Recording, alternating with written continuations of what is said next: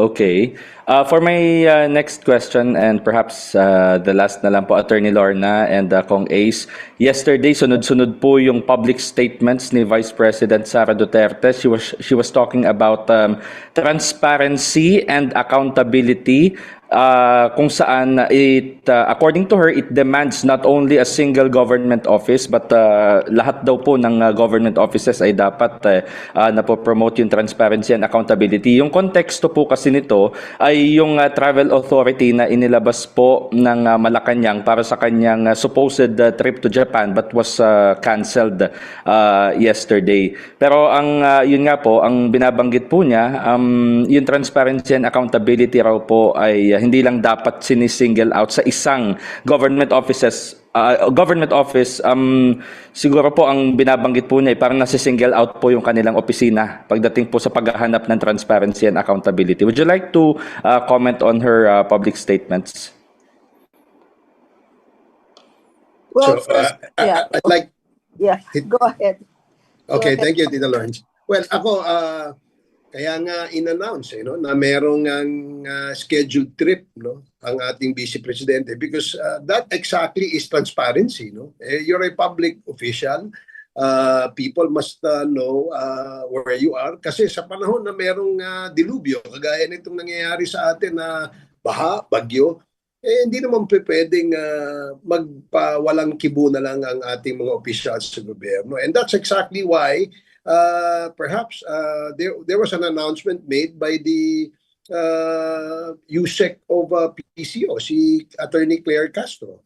So I guess kung sinasabing sinisingle out, when the President travels, every time he travels, sinasabi naman kung saan siya din pupunta. So there's no difference actually. And this is part of the transparency that this government is now espousing.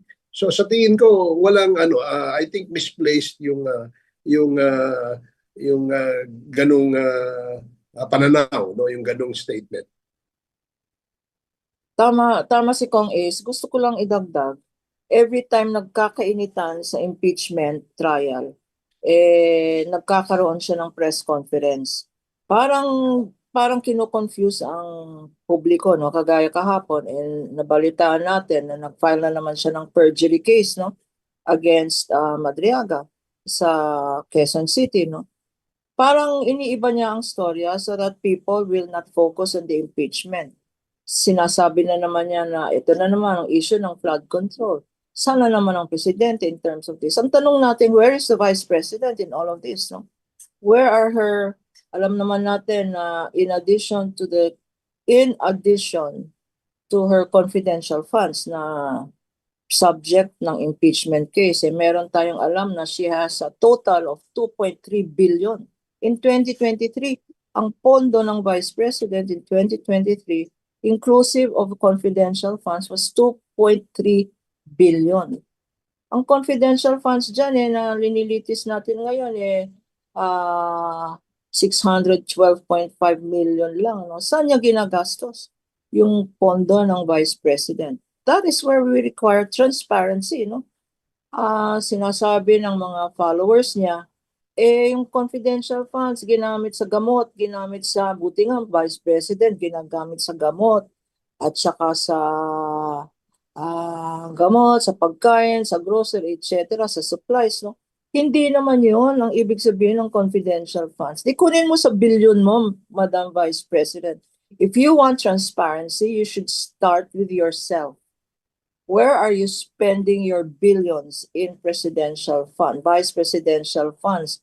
Yung budget po ni Vice President Sara Duterte na 2.3 billion at yung confidential funds niya, yung kanyang budget for 2023, yun ang pinakamalaki sa Office of the Vice President.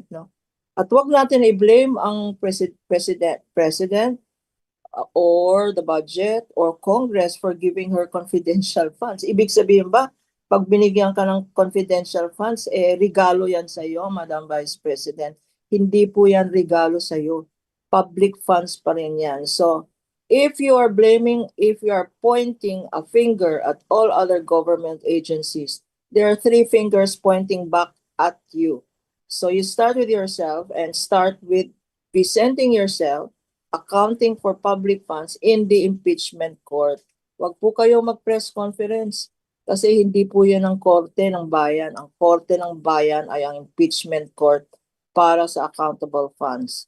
Okay, na-contempt order na ako ng Senate sa sinabi kong yan. Maraming salamat po. Napakalinaw ng sinabi ni Attorney Lorna Capunan tungkol dito sa usapin ng transparency, and ang aking idadagdag lamang bukod dun sa sinabi ko kanina ay tungkol dun sa ang pagkakasagot ko kanina ay tungkol dun sa usapin ng kanyang travel ng Pangulo, because ito ay isang naging mainit na usapin, no? Lately sa social media, tinatanong bakit bang sinisingle out lang daw yung travel ng ating Vice Presidente. Hindi po ganoon, no? Ang sabi po natin, transparency applies to all aspects of governance. Kung kasama dyan yung paalis-alis mo sa bansa, kung saan ka napupunta, kasama po yan. Diba? In fact, I'm sure, no, before you go to a certain place, gagaya ng ginagawa ng ating Pangulo, bago siya pumunta sa isang lugar, nakaayos po yung audience, nakaayos po kung sino po yung sasalubong, nakaayos po lahat yan because may security protocols naman na sinusunod dyan. And tama, no? Transparency, hindi lamang dun sa kanyang physical presence in whatever, no, kung saan man ito, kundi yung pagpapatakbo ng iyong opisina kasama yan sa panawagan na magkaroon ng transparency. Kailangan nakikita ng taong bayan saan napupunta ang ating pondong ginagamit dito.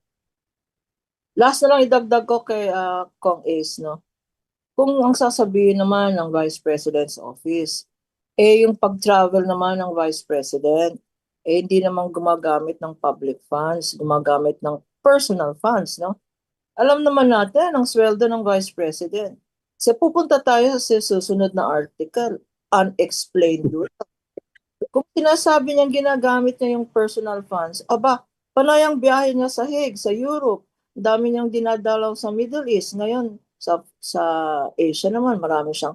And she's saying she's using personal funds. Madam Vice President, baka ayan na yung unexplained wealth mo.